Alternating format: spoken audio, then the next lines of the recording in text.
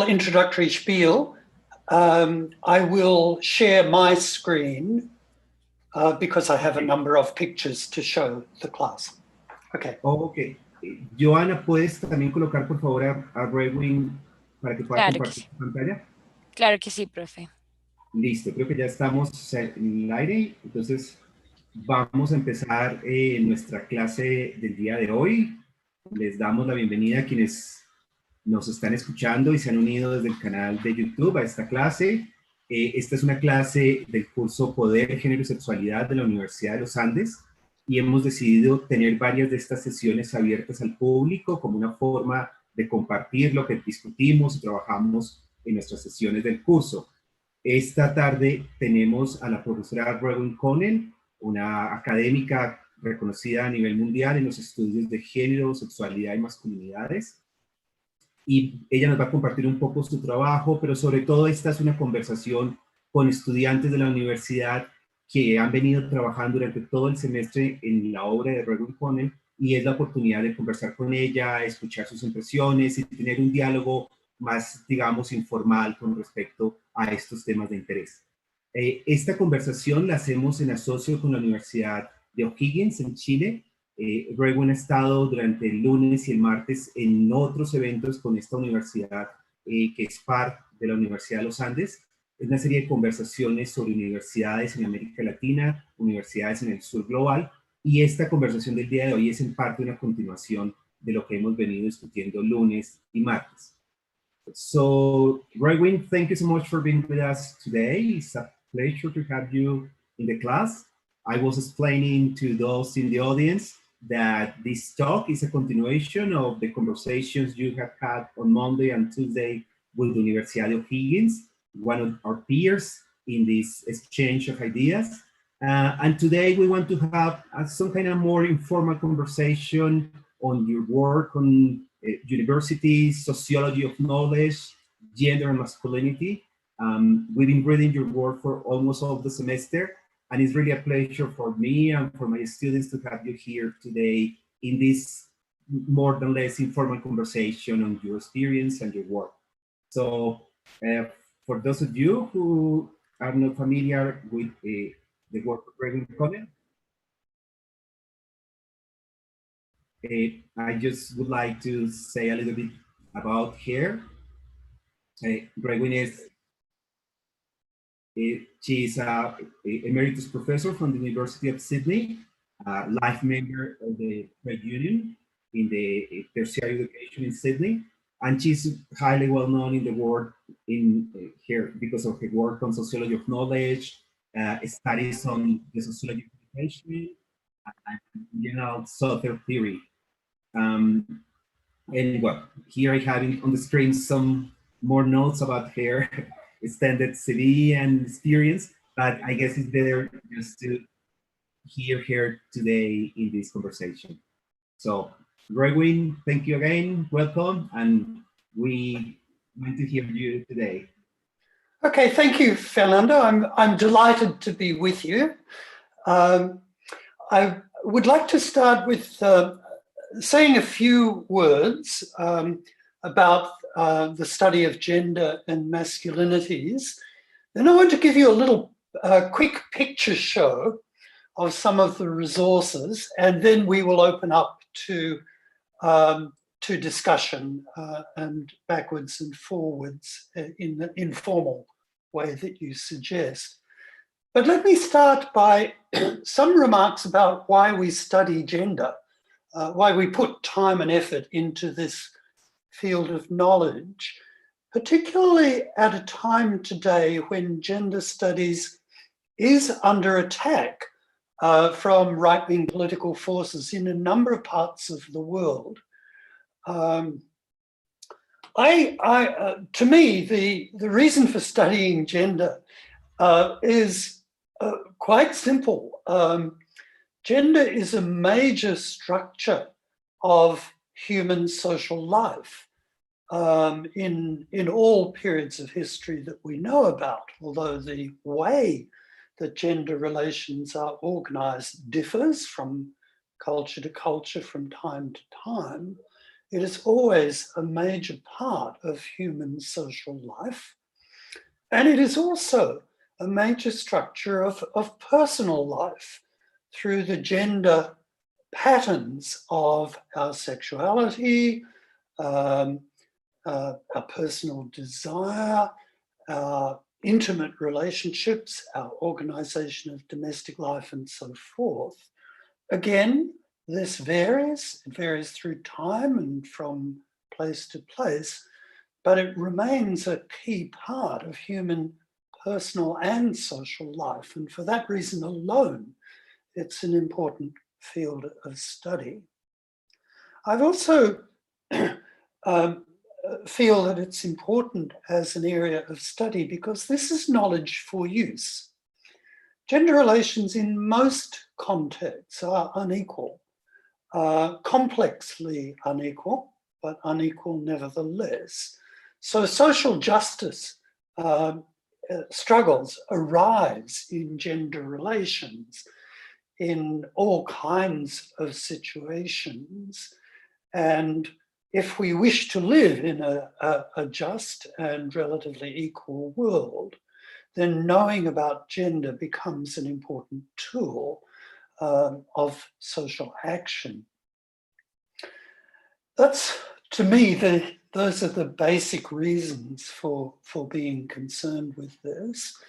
And that immediately leads us to the question, what are our sources of knowledge about gender? Where does this knowledge come from? And I want to say two things. First, that research-based knowledge about gender is highly multidisciplinary. Some of our relevant knowledge comes from biology, some comes from psychoanalysis, some comes from developmental psychology, some comes from economics, some comes from organization studies, and so on. So this is a broad and complex field of knowledge in its own right, with many sources of relevant knowledge, no one of which gives the key to the whole field.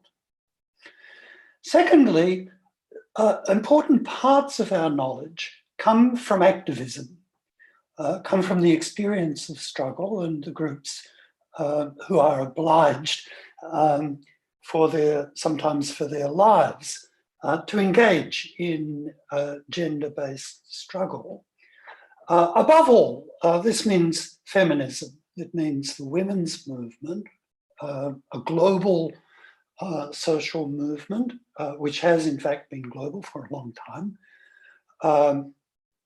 and which has mobilized women, but also supportive groups of men to struggle to change the social arrangements that place men in a position of privilege and women in a more marginal or unprivileged or exploited situation. Now, one of the key developments in both disciplinary and activist knowledge in the last generation or more, 40 years or so, has been the emergence of systematic studies of men and masculinity,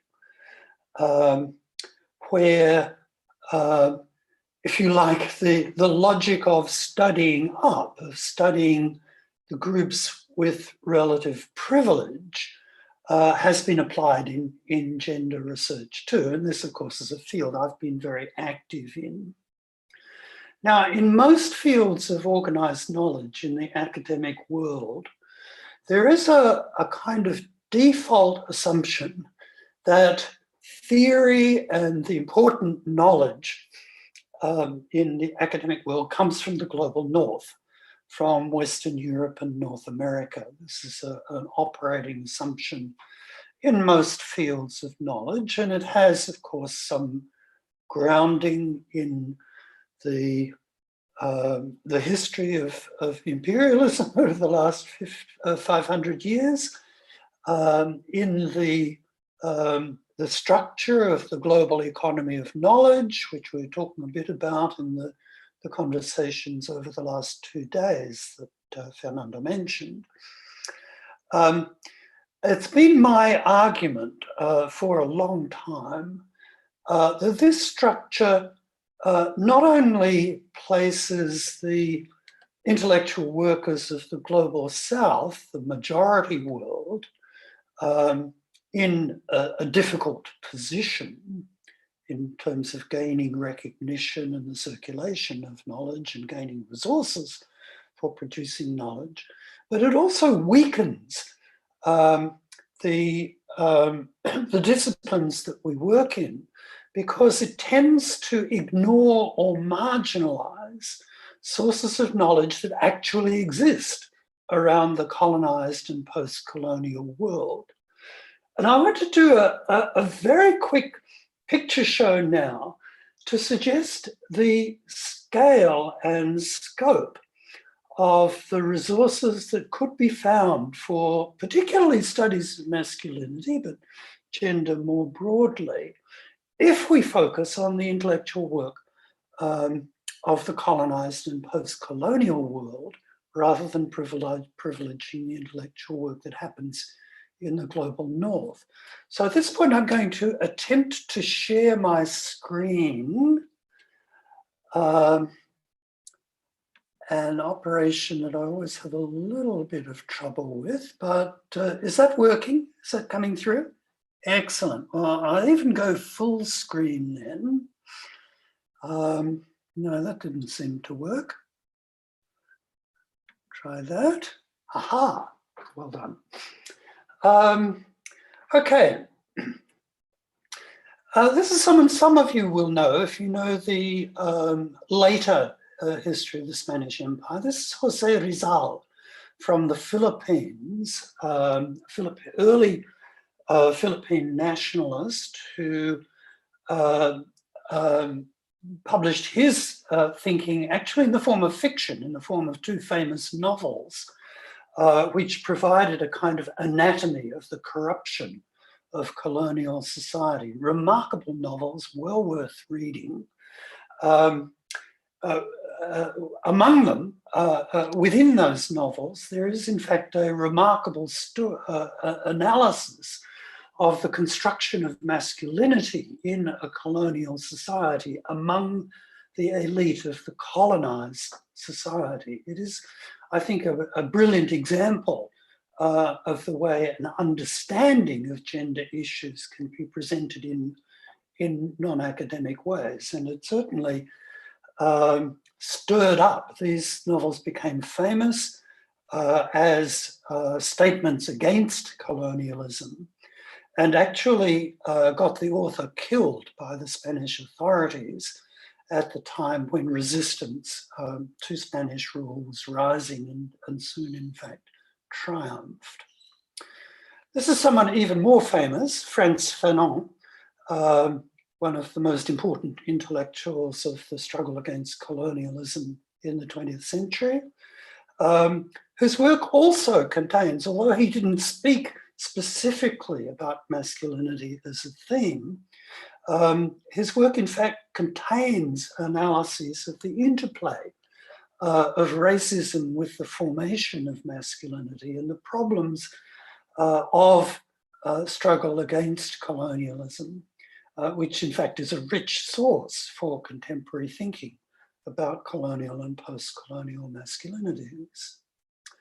This is Ali Ahmad, a literary figure from Iran in the neo-colonial mid-20th century, a critic of the neo-colonial society of his homeland, an author of another famous piece of social analysis, in this case a non-academic, a kind of popular sociology, if you like, which also contains a remarkable analysis of the construction of masculinity in neo-colonial situations where power in a society basically resides outside the society, and various forms of pretense and inauthenticity are created for the men developing their lives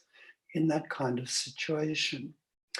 This is Fatima Mernissi from the other end of the Islamic world, from Morocco, who in the 1970s conducted in Morocco as her PhD project, one of the very first ethnographic studies of masculinity anywhere in the world, before, in fact, the well-known ethnographic research on masculinity in the global north.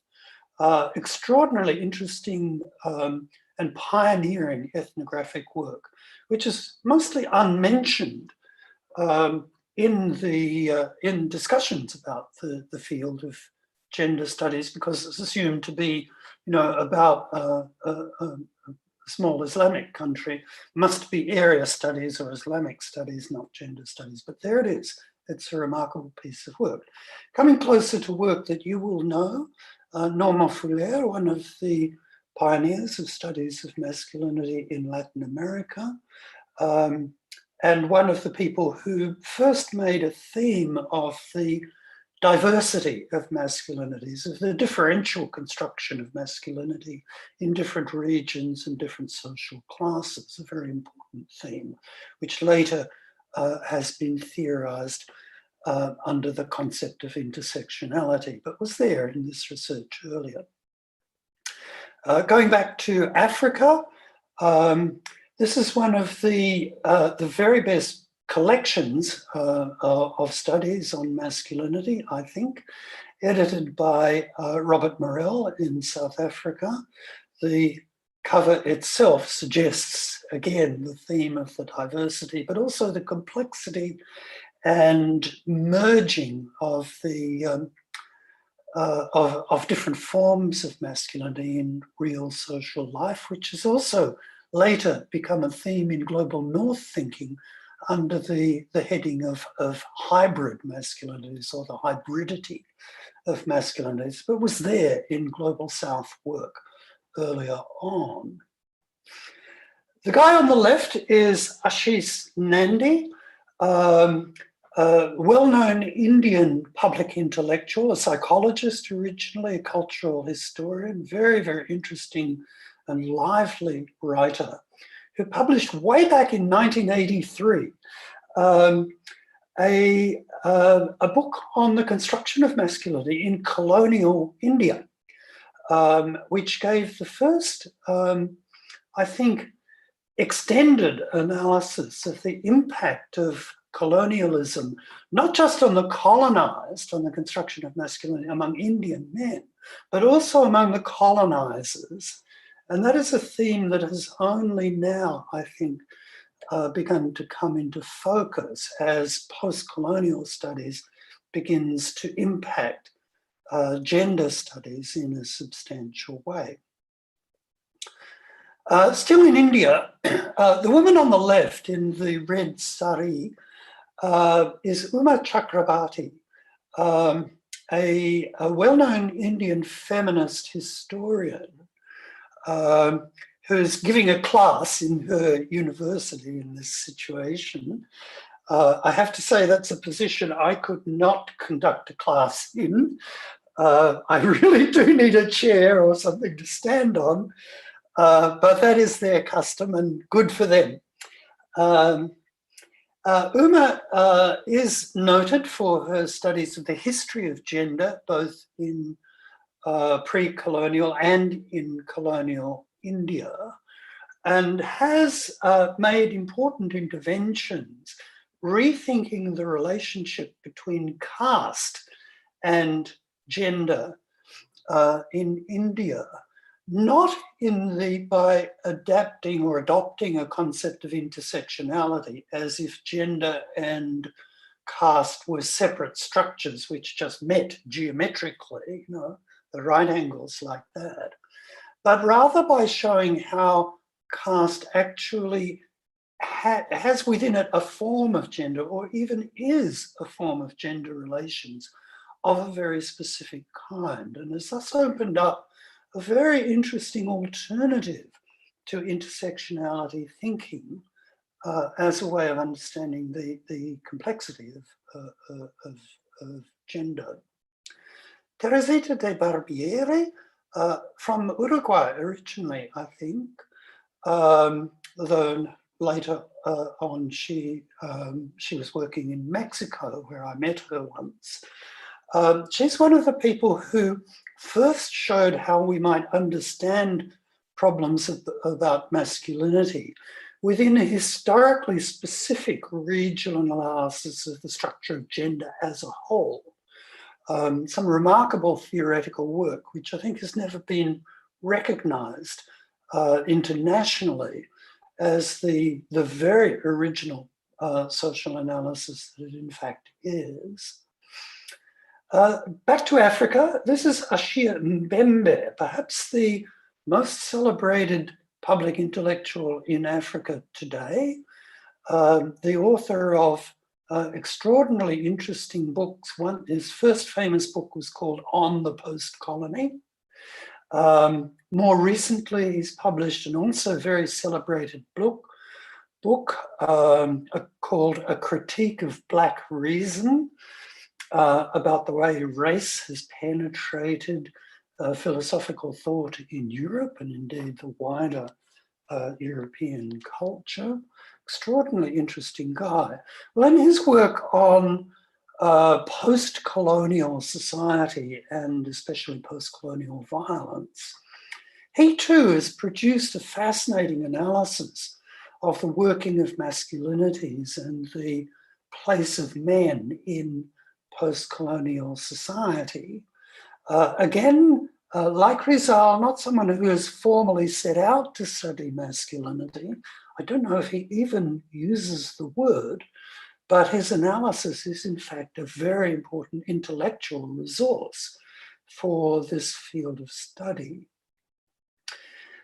Finally, I want to show you just a few examples of the way that studies of masculinity in the post-colonial global South are fed into social action, where I was saying before that social action, social struggles have been an important source of knowledge about gender. It's also the case that these struggles use the knowledge about gender and specifically masculinities that are developed through research. This is a collection of studies of masculinity and gender relations in India, which were funded in the context of practical work against violence and in the prevention of HIV/AIDS, SIDA, which again has produced, rich and interesting experience and knowledge growing out of the experience of attempting to change social relations in what has been a very, very patriarchal society. Japan, which is perhaps not conventionally understood as the global South, as one of the richer countries in the world, nevertheless interesting as a non-European society which has over time developed an industrial economy and developed a very sophisticated university system and has moved into gender studies and gender politics in the fullness of time. In fact, Japan is where one of the most famous modern concepts of masculinity comes from. That is the idea of the salaryman model of the masculine businessman, completely committed to the corporate life and supported by a subservient wife at home. Well, this concept of masculinity has come under fire in Japan in the last generation. And this is the cover of a pamphlet from one of the reform groups, which calls itself in English Men's Centre Japan. I've met the people involved. They're a sophisticated and very interesting group. And in this you can see the kind of agenda that they have developed. You have the salary man in his suit with his briefcase in the front, but at the back you see the changes that they are arguing for, an involvement, greater involvement of men in childcare, in domestic labour, and in elder care, which is, of course, a major issue in Japan, which has the highest proportion of older people of any country in the world. And then finally, in Southeast Asia, this is a project that I was involved in some years back. The stories of resistance and stories of change come from a project about men's violence towards women, which collected stories of life stories of the men involved in the programs to change the culture of violence or change the connection between masculinity and violence, which is present in many South and Southeast Asian countries. So this too is a resource that has come from the field of struggle. And you can see at the bottom, if it comes through clearly on your screens, the Engaging Men Net logo, which is the name of the international network of groups and non-government organizations, local social movements, which are working with men to reduce levels of violence and increase equality in local societies. Okay, well, that's the end of my slideshow and all that I wanted to say to get us launched. I've taken you through a little bit of history up to the very recent past, and now, of course, going into the future, it's all over to you. Thank you. Thank you, Rewin. I'm sure there are some questions already in the students. Just to introduce the conversation, I would like to hear a little bit more about a concept that you introduced yesterday in the talks with Universidad de O'Higgins, and it's this idea of resources of hope. And the reason I introduced that is because all through the course, we've been facing certain moments of, let's say, really difficult conversations when you discuss, when we've been reading about masculinities, several times we've been facing the reality of violence, inequalities, and somehow you end up in this very pessimistic approach as the situation. And I've been hearing in the students this idea of, okay, where is the space of hope? Where is the space for change? Yeah.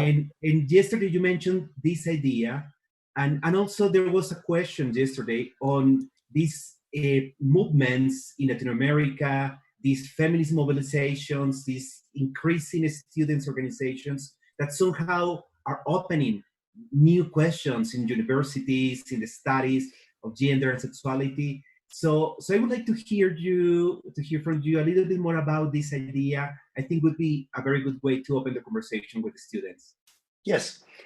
I took the idea from a fascinating piece written by 3 Australian feminists about the neoliberal university, which is another field where sometimes we feel terribly pessimistic about managerial control and more, computerized control systems and more precarious situations for higher education workers and higher fees and more debt for students. And sometimes it all just feels terrible and hopeless. And it seems to me, therefore, very important that we do have resources of hope. In the university world, they include the struggles that exist around universities worldwide, the rich history of alternative forms of university, different from the managerial form, and then the imagination of possible futures. So I would think the same way about gender relations, and indeed, I mean, I feel this too. I mean, sometimes, I mean, in my early adulthood, things seem to be changing fast and for the better in gender relations. There was a tremendous surge of mobilization in the 1970s worldwide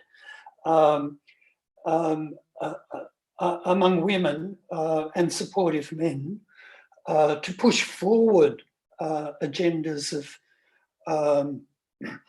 of equality.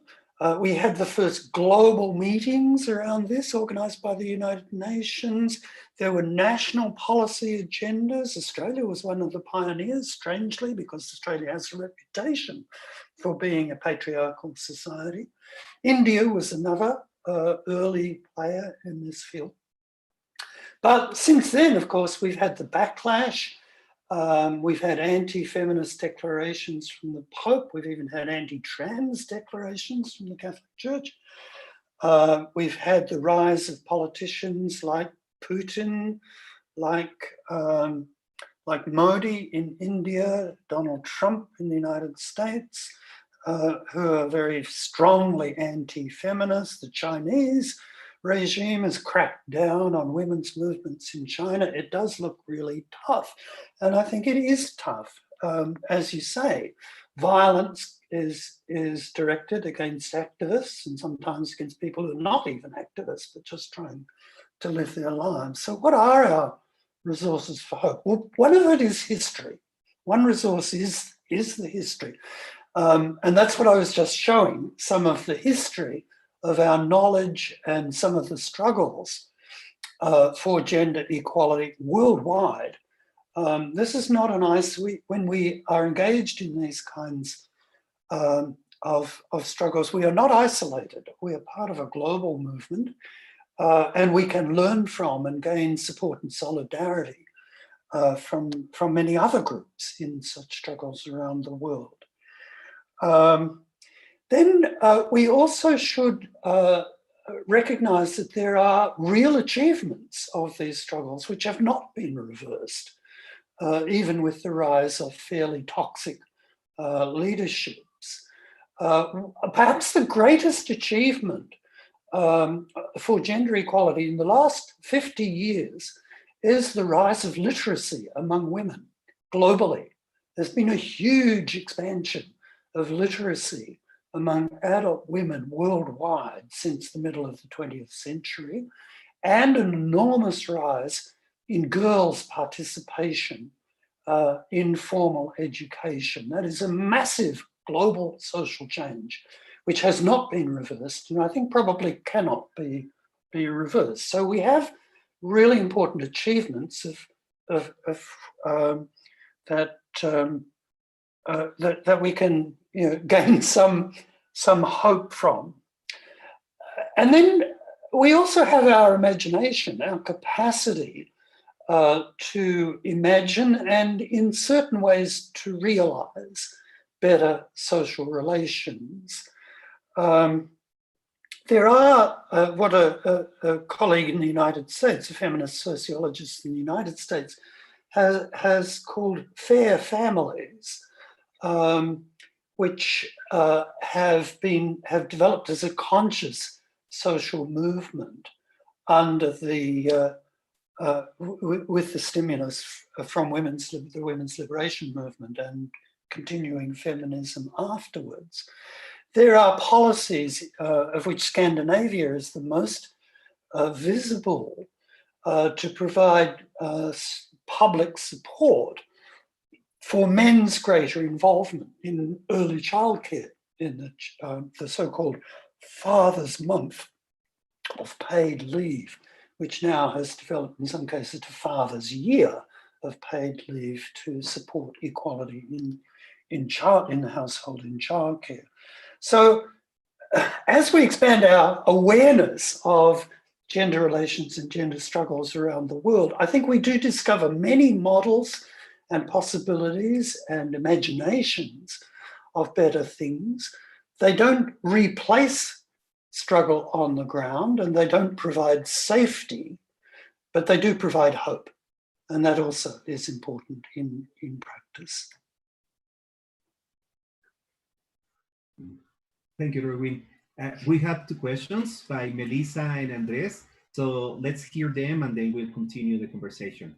So Melissa, please.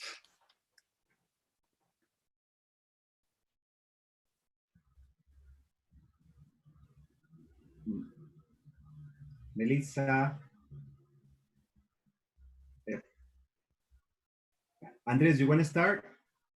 And then we'll get Melissa.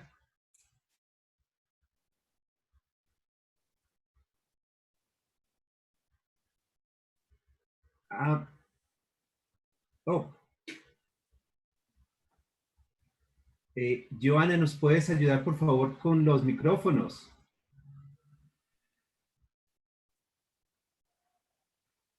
Just a second. And then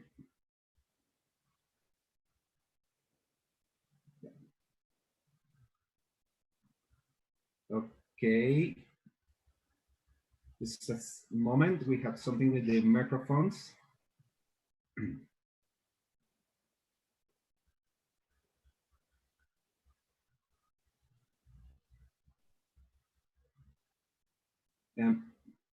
Si quieren, las pueden ir escribiendo aquí mientras tanto en el chat y las leemos, yo las leo, mientras que Joana nos ayuda con lo de los micrófonos. Joana, ¿nos ayudas, por favor?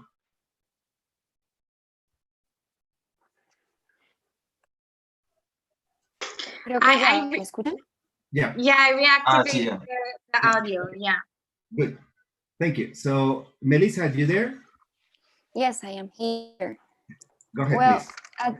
At the beginning of your presentation, you mentioned that gender is a major structure that impacts our personal life. For instance, our sexuality, desire.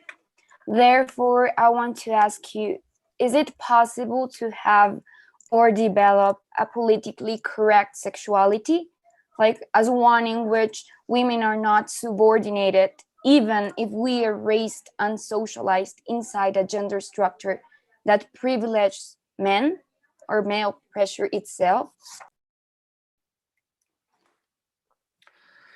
Right, that's a really important question. And one that I think deserves a more complex answer than I can very immediately give. The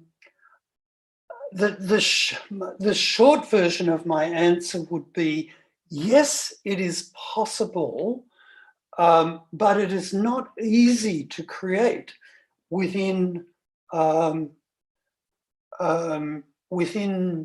patriarchal or unequal social relations in that context. It requires struggle, and struggle in intimate relationships around sexuality can be, at a personal level, very difficult. It's not for the faint-hearted, if you like. Let me also say that sexuality is a complex field of experience and practice. Sexuality doesn't, and we have known this, for 120 years. We've known this since the work of Sigmund Freud and the early researchers on human sexuality. Sexuality doesn't fall into simple categories where it's all one thing or all the other thing. A well-known feminist psychoanalyst has remarked that heterosexual sexuality is always a compromise formation, which is a term in psychoanalysis that signals the combination of contradictory impulses and the creation of patterns of life and thought that reflect, that build on the contradictions and therefore have themselves a contradictory character. So I don't think we all fall into a simple bucket of masculine sexuality all being one way, feminine another, or heterosexual all being one way, homosexual all another. There are always layers in our our sexuality and desire, which, may surface in strange and disconcerting ways in our actual sexual practices. Therefore, I would hesitate to recommend that anyone try to be politically correct if by that we understand a sexuality that is perfectly equal and has within it no complexities or contradictions. I don't think that is really a practical proposition, at any rate in the societies we live in today. What we can do, and this requires, of course, some degree of participation from both or all partners in any sexual relationships. We need some concern, some willingness to work towards more equal relationships than we currently typically have. And if you can move some distance that way and find forms of sexuality that are emotionally satisfying and engaging and have some prospect of being sustainable, because we don't want things to blow up in our face immediately, then it is possible to develop more equal social relations, even without massive social change on the large scale. We can use forums like family relationships, like couple relationships, like small small communities to move sexuality in the right direction, if you like, without expecting to get there all in one leap. So that's I'm sorry to have gone on a little bit, but I want to acknowledge the issue, which is, of course, one that I have struggled with in my life, as just about every activist in this field has done. But also emphasize the possibilities of change. Thank you. Thank you, Roywin. Andres, you want to go? Yes, thank you very much. Well, first of all, it's a pleasure to meet you, Roywin, Ms. Kono. So, well, I'm very new to these gender studies topics, but I'm very interested in a key issue within women places in pro-life movements. Sorry, could you repeat that, please? I'm very interested in women in pro-life movements. Like, yes. Yeah. And I saw you wrote an article about men, God, and masculinities, which I wasn't able to read. I saw the title. I would like to read it maybe later. But I want to ask, what do you think is the role of women within these kind of movements? Because usually we could say there's a masculinity, a religious masculinity that is a hegemonic one, and maybe women are just being subjected to that hegemony. So I would like to know what you think about women active role within that, not just like passive agents that are being within the structure, but maybe what is their agency within that these kind of movements? Yes, I think it is more than that. For people who are not familiar with this problem, I should mention that the pro-life movement is a euphemism used by the movement itself, especially for movements which are against abortion or against abortion rights for women. Of course, as you know, the Catholic Church particularly, and some Protestant churches, though not all, share this position. And many of the activists in in these movements do have a religious motivation, a religious language for their work. Abortion rights were and are an important feminist demand. It is part of the widely is part of the feminist agenda that women, not the government or the church, should make decisions about their own bodies. So it's regarded as a basic right of women to choose whether to carry a fetus to term and have a baby, or to have an abortion to prevent the pregnancy proceeding. And that's the central point of issue in pro-life movements. So in various parts of the world, such movements have, for instance, picketed clinics where abortions are done, sometimes have also assassinated medical people, doctors who perform abortions and so forth. Now, women are an important part of these movements, and it's a good question why.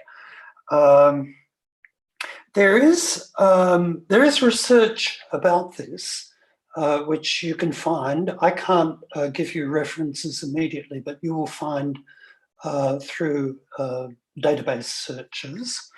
There has been research on this since the 1970s, in fact, about women's role in anti-feminist right-wing politics. And the main conclusion of this research, as I read it, is not that women are simply dominated by the men who control these movements, although there is an element of that, certainly. These movements are mainly directed by men. But that their participation often reflects their judgment in a kind of patriarchal social relations that they already live in, the patriarchal families and patriarchal communities, of what is the kind of best deal that they can get out of life. And they do not expect, it seems, that there will be a world of gender equality ever. They don't have resources for hope of that kind. But they do see the possibility of a more empowered life for themselves through political participation on patriarchal terms, or through, which often goes together with encouraging the men of those churches or those movements to adopt a more responsible role as husband and father in the family. So that the consciousness of those women is often also directed, if you like, against other kinds of patriarchal abuse. And they therefore provide support for those religious movements which say men should be non-violent, men should be supportive for their wives rather than abusive for their wives. Men should take an active role as fathers. These may also be part of the picture. And along those lines, I think we can understand how women's involvement in the so-called pro-life movements may actually be quite agentic, may be an assertion of their own significance in the world, even if it's on terms that are very, very damaging to other groups of women who do not share their outlook, which it is.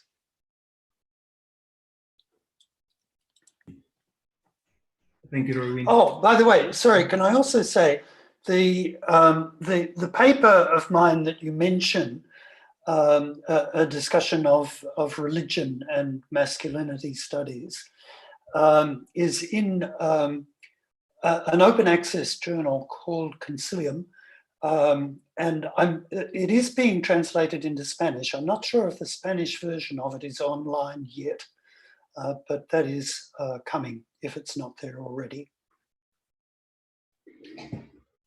Thank you. Juan, do you want to go?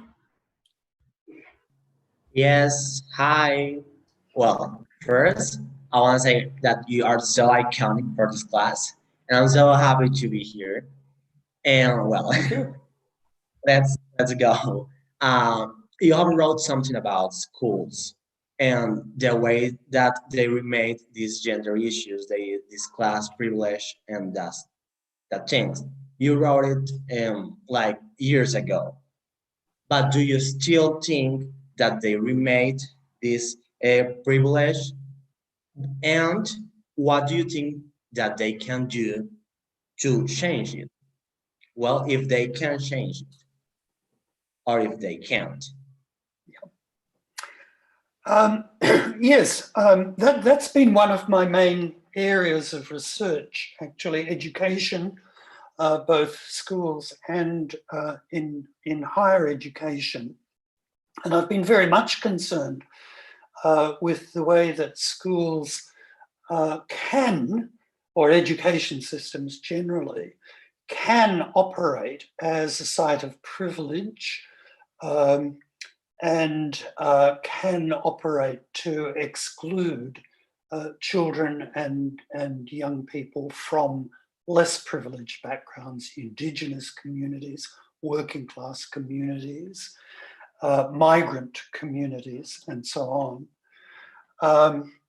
These are quite powerful effects. The statistics of educational inequality can be shocking. As shocking as the statistics of gender inequality in education used to be, although, as I mentioned, there have been important changes in gender inequalities in education and considerable gains, in fact. But I've also been connected with work which contests the inequalities in schools and education systems more broadly. So that, for instance, there was in Australia a very creative program funded by the national government called the Disadvantaged Schools Program, which gave funds to the most underprivileged schools in the country to invent their own programs of change, to change their curriculum, to develop new relationships with local communities, to bring in educational specialists if they wanted specialist advice, and thus to create a more welcoming and rich educational environment for groups of children who typically became alienated from schools. And that was a very successful program until we got a right-wing national government which proceeded to destroy it. Now, that's not peculiar to Australia. Programs or innovations of that kind have occurred in many parts of the world, and they do have effects. There have been shifts in the levels of social inequality in education. It has not gone away, but it certainly is changeable. It is possible to shift those relationships. And a great many teachers, both in schools and in higher education, really want to shift those patterns. They don't like teaching in a context of privilege or underprivilege. Many university teachers, for instance, are very keen that higher education should become more available to historically excluded groups and have very innovative ideas about how it can be done. So this is an active area of struggle. It's tough, it's difficult, it's in the words of a political scientist offering a definition of politics, it is slow boring through hard boards, but it is possible. Okay. We have several questions, so let's continue with Silvia. Then we have Juan Esteban and Melissa. So Silvia, please. Okay, thank you. Raylene, thank you so much for being here with us today. It's been very interesting. The prior subject made me think a little bit about all these proliferation of the idea of toxic masculinity and how often we hear it in, I don't know, in mass media, in documentaries, and it's thrown left and right by absolutely everyone. And I just wanted to know, what do you think are the, let's say, the issues or the possible difficulties that using this idea of toxic masculinity can bring, let's say, for us as a society or for this field of study in general? Yeah. Well, I will go out on a limb here. I do have a strong view on this. I don't like the term toxic masculinity. It's a term that came out of the mass media in the aftermath of the Me Too online campaign against sexual harassment. And that is a campaign that I completely support. But I think the term toxic masculinity leads to two misinterpretations, two wrong ideas. One is many people take it to mean that all masculinity is toxic, which is certainly untrue, or they understand it to mean that there is a particular group of men whose masculinity is horrible and they are the source of all the trouble, that small group.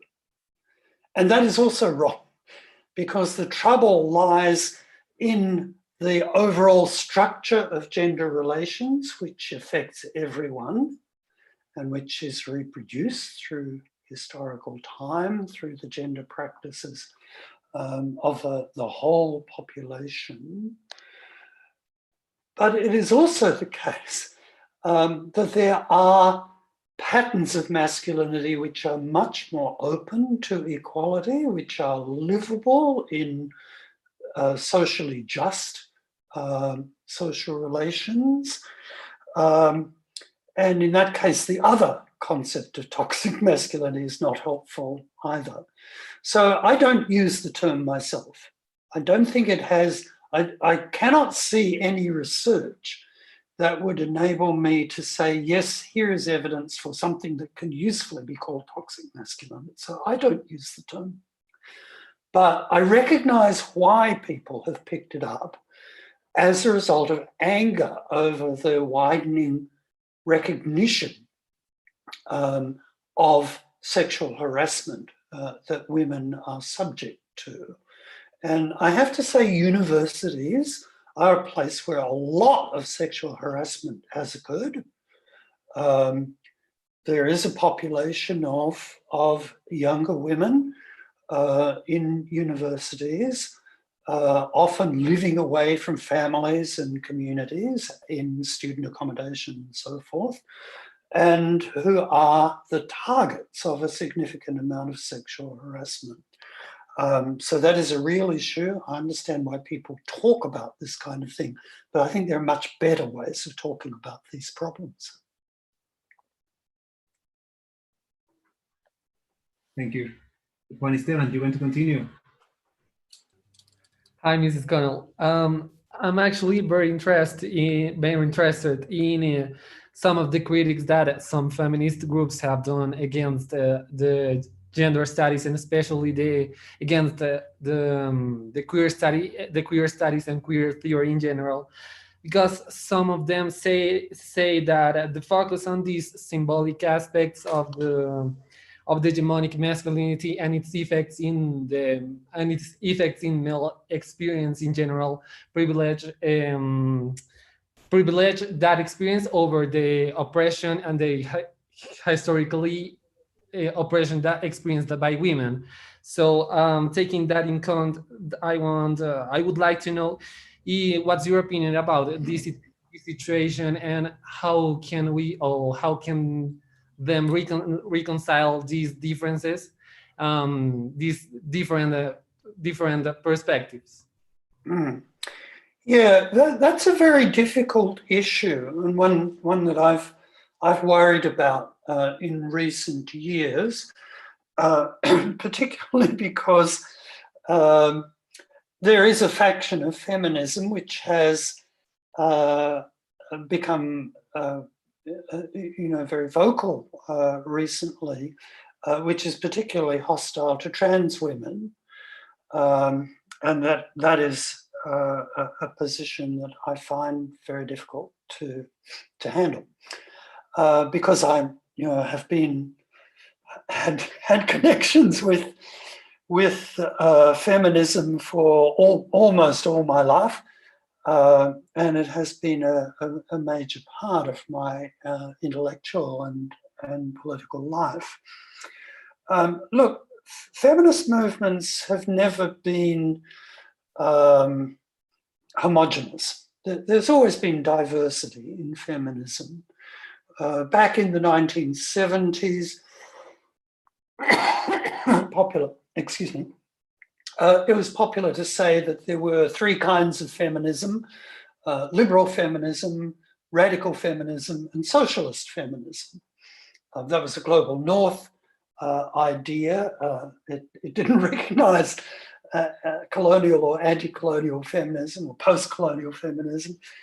And of course, queer feminism wasn't yet thought of, and trans feminism couldn't even be conceived in those days, but there you were. So there's always been a recognition of diversity within the women's movement, and sometimes considerable tensions between those different currents. I don't know that will ever go away. Pardon me. Our social experiences are diverse, our social situations, cultures, and so on are diverse.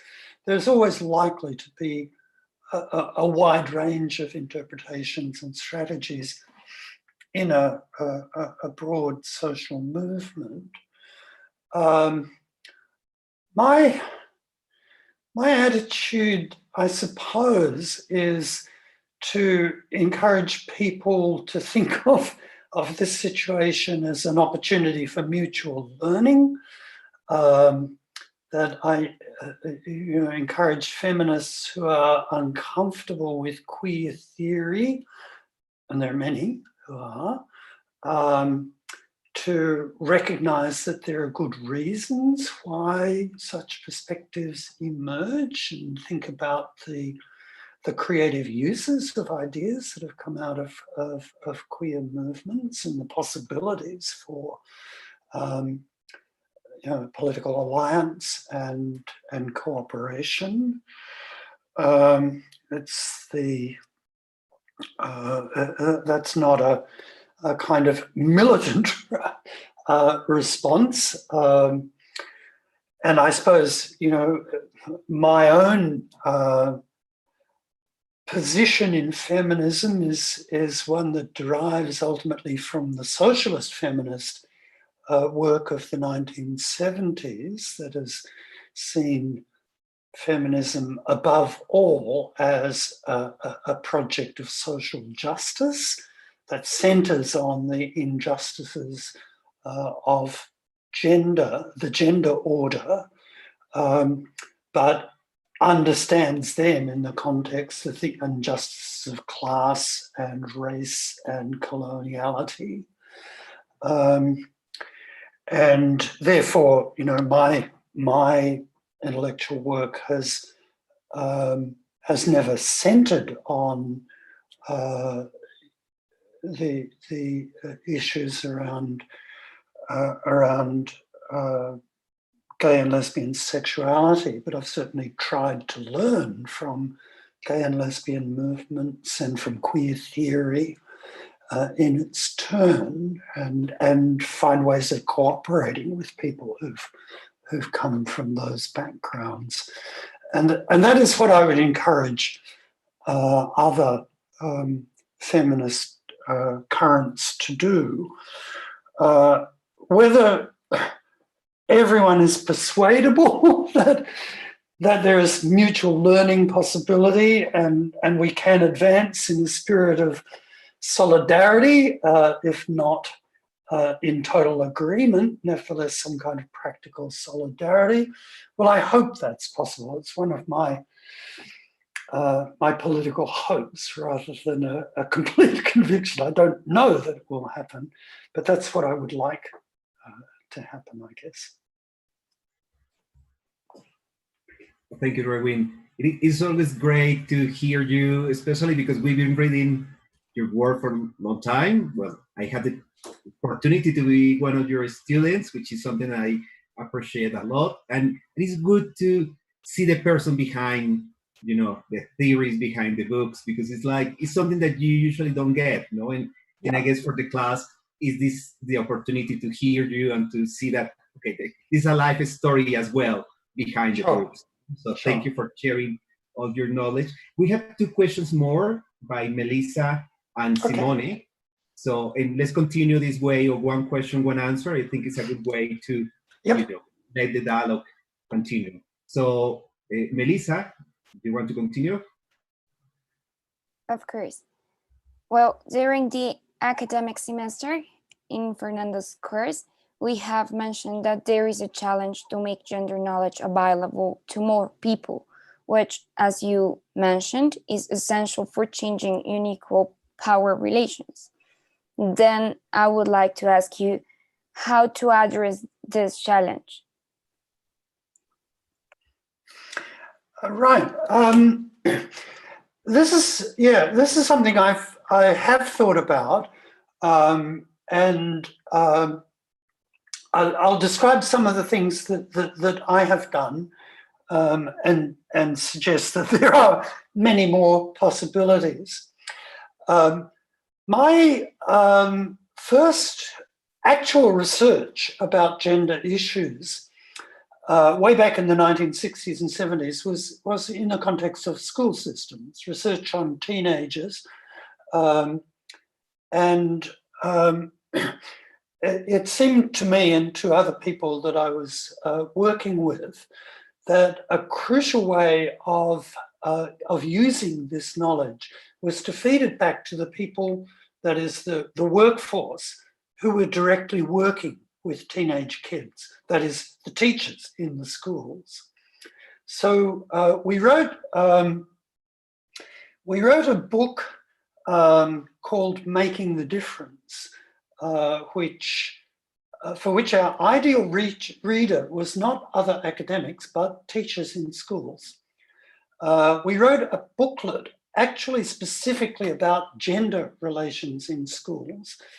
We gave it the title Ockers and Disco Maniacs, which is a very 70s or 80s title, referring to the disco craze at the time. Ockers is an Australian slang term for a particular kind of masculinity, and the disco maniacs were the girls who spent their evenings in disco dancing. And we circulated that through education outreach pathways to try and get that into the hands of people who were actually confronting the gender issues in the schools and had some capacity to work on those issues. That's one example. We also wrote for teachers' magazines, teachers' journals, and so forth.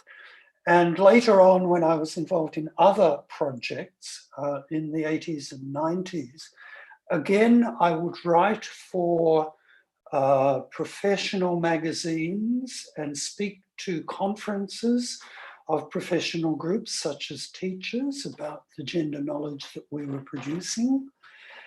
I got a little bit of it into mass media. I'm not really much of a mass media figure, I have to say. But sometimes it would be, these issues would be taken up by journalists. So I would speak on radio about gender issues in sports, for instance, which are very big gender issues. And give what support I could to activists in campaigns such as anti-violence campaigns against domestic violence and so forth. So those are some of the pathways that I have tried to follow to disseminate the knowledge.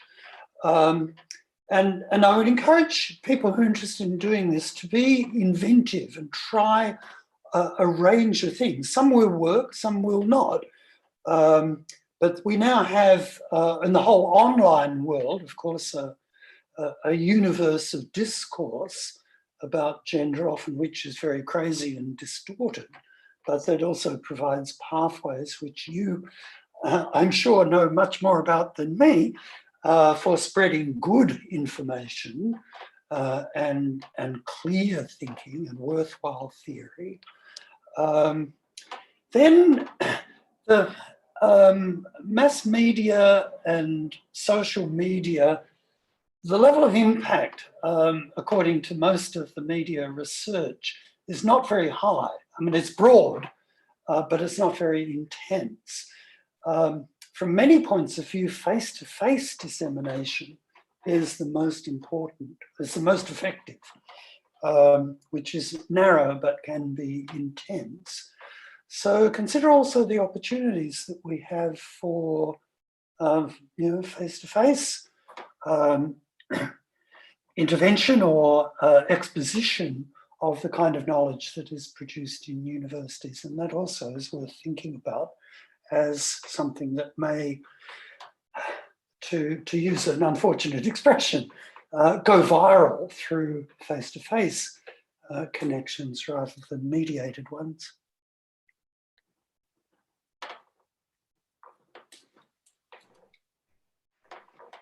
Well, thank you, Rewin, for all these conversations.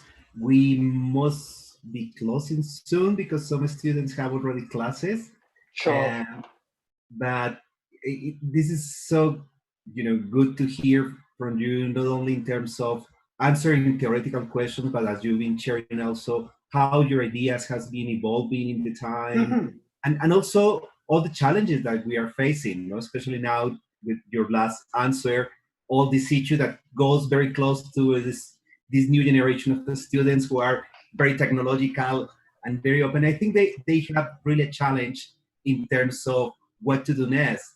And I would like to close this conversation hearing some of, I would say, your advice. I know you don't like to give advice, but more like, what would you say to this new generation of young professionals so much committed with gender studies, so much committed with changing the universities? What would you say in terms of what is next, in terms of new challenges, new possible arenas that needs to be developed, in terms of opening spaces that maybe haven't considered yet?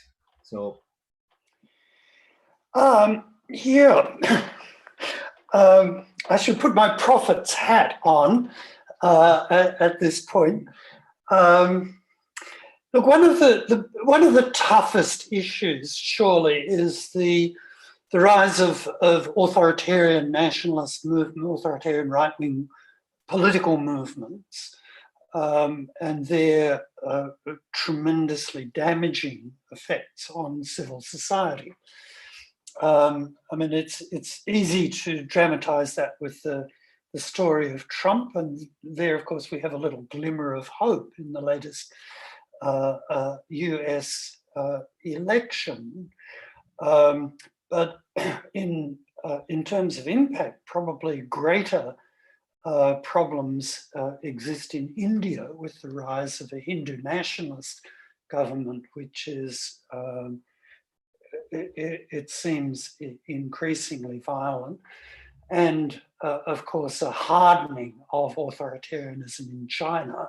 Those are the two biggest countries in the world in terms of population, with both of them increasing economic influence globally.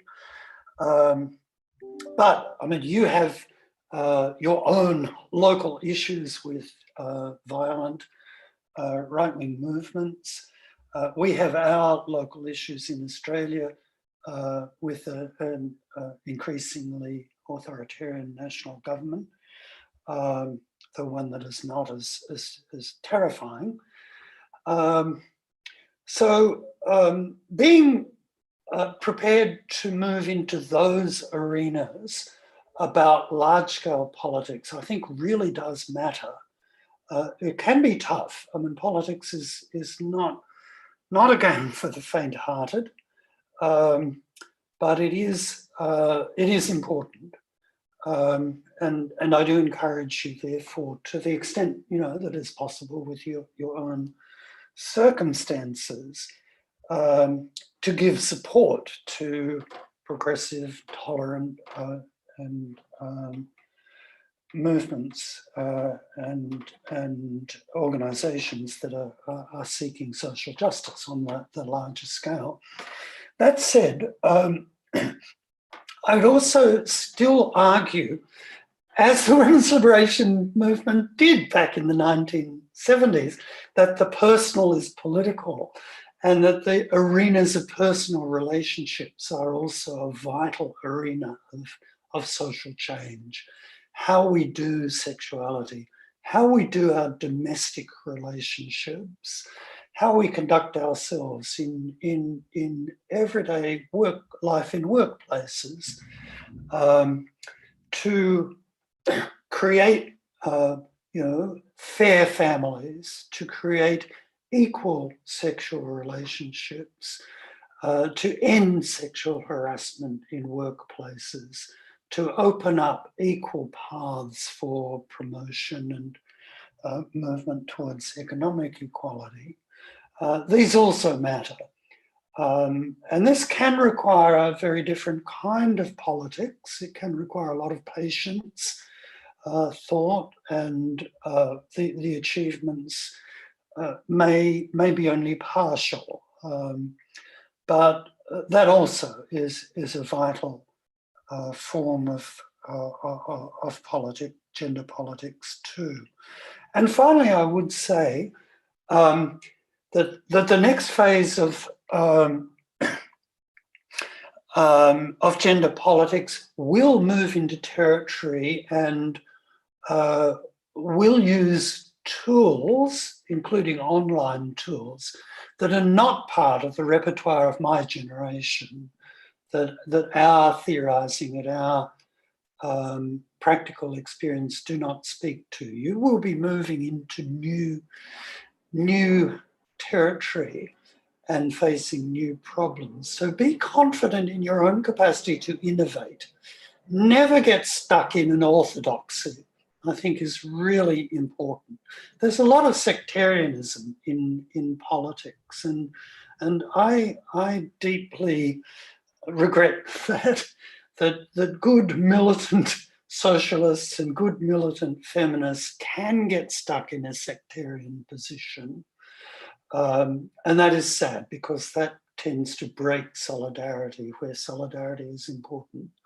So be inventive, be confident in your capacity to invent new forms of struggle and move into new arenas.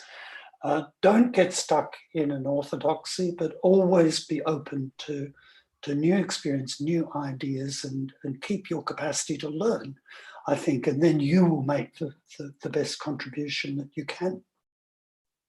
Thank you. Well, thank you again, Berwin. Thank you for your time. I know it's very early in Sydney, so thank you also for getting up for us and for your generosity with your knowledge and your experience. It's really important for us to hear you and to keep in touch as well with what is happening in other parts of the world. I think your talk has been very important in terms of reminding us that we need to have this broader perspective, recognizing the history, but also recognizing what is happening in other places as well. We have to close now, unfortunately, but it's good to see you. I'm very happy to see you again. You've been missing our conversations a lot. So, and well, I just would like to say thank you also to Joanna, Laura, Michelle, who were helping with the technology and with the translation. So this is as well very important for us. And we'll be see you again. Hope to be in touch. Muchas gracias. Nos vemos entonces el viernes. Nos toca terminar ya. Entonces, chao. Thank you. Thank And you. best wishes. Thank you.